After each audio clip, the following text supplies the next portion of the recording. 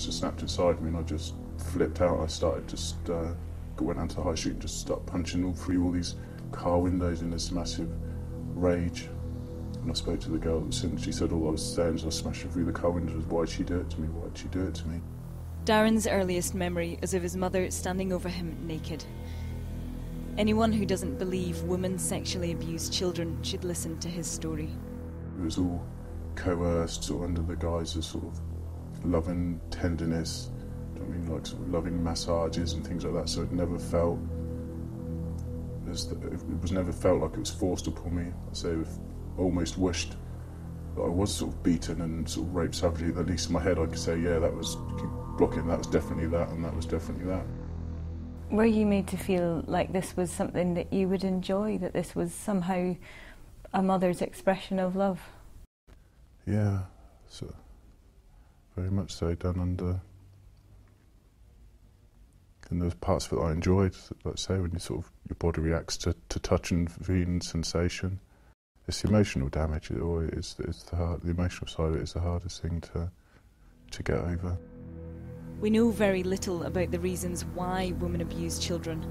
What we do know is the assumption they only do it when coerced by men is wrong.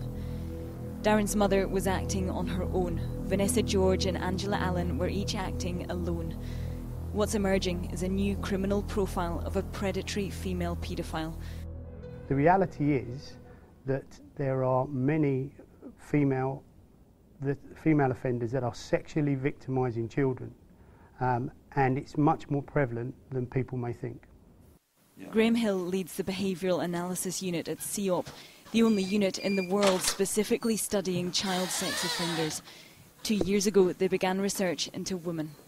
We've got lots and lots of examples of women, for instance, that have used webcam to abuse children online, or gone online and talked about abusing children online. So it's understanding how they use the internet, how that evolves into contact offences, and by contact offences I mean committing offences physically with children.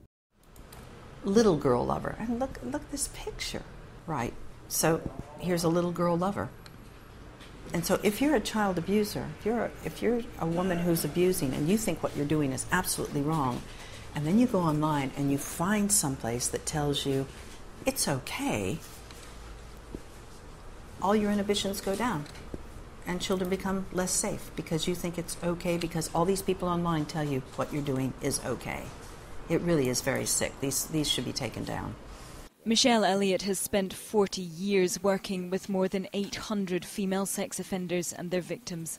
In only 25% of those cases was a man present, involved, even anywhere near the household. In 75% of the cases, the woman was acting alone.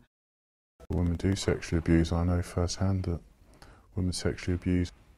It does happen. We need to acknowledge that. By not acknowledging that women abuse, the only people that are going to be hurt by that is the victims of women that have been abused, because it's just going to put a barrier and stop them from coming forward and from seeking help. Acknowledging women can and do sexually abuse children challenges everything we assume about the female nurturing instinct. It is the ultimate taboo.